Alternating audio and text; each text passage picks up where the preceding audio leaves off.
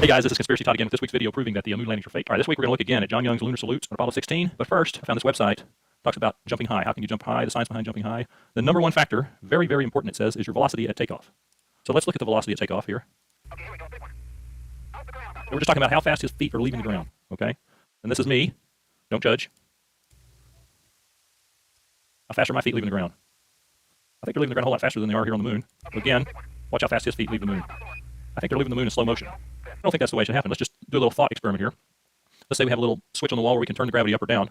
And I'm jumping off the ground at this, my feet are leaving, my whole body is leaving the ground at this speed. If I turn the gravity down, is that going to slow me down going up, or is it going to speed me up going up? I think it'll speed me up going up, because if you turn the gravity down, you're turning down the resistance. So there's less, and I weigh a whole lot less. Let's say I turn it down to half, one half gravity, one half Earth gravity. So instead of weighing 200 pounds, now I weigh 100 pounds. When I jump, I'm going to come off the ground faster than if I weigh 200 pounds. And conversely, let's say I turned it up to 1.5 Gs, 1.5 Earth gravity. Now instead of weighing 200 pounds, I weigh 300 pounds. When I try to jump, my muscles are going to be working against more gravity, and so I'm going to be jumping slower. So I think that NASA got it wrong. I think they got it 180 degrees wrong when they got these guys coming off the ground in slow motion. Now I agree the rest of it would probably look like it's in slow motion, but their initial velocity off of the ground should be as fast or even faster than here on Earth. Just think of it as you're in a swimming pool and you're punching into the water. It slows your hands down versus air. Air is less dense. Well, same thing with gravity. If you've got more gravity that you're working against, your muscles, like a weightlifter that's lifting a bunch of weight, when they come up, they're slower than whenever they don't have any weight. They're using their muscles to the fullest extent when they're lifting those, let's say a 200-pound weightlifter is lifting 200 pounds, they're coming off the ground, or they're coming up slower because of the muscles have the resistance than if they had no weight on them. So anyway, I think that NASA screwed up right here. They got this totally 180 degrees wrong. When these guys are jumping off the ground, they should be jumping up off the ground faster than here on Earth. Now, they're going to spend 6 times more time in the air. You're going to jump 6 times higher. Actually, I think you would jump even higher than that, because your muscles are accustomed to Earth gravity. When you get on the moon, your muscles are going to jump faster and be stronger in comparison to your body weight.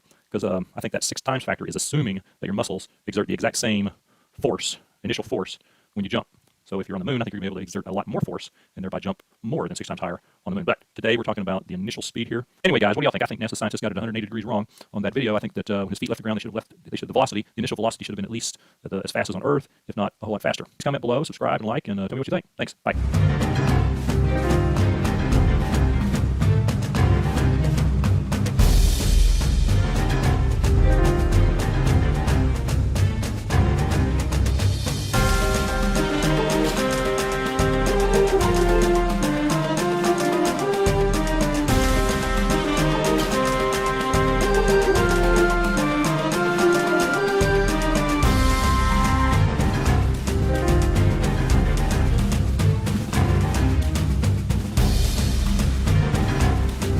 We know the time of his fall, 0.734 seconds. So we can easily find out his height with the formula S equals UT plus 1/2 AT squared.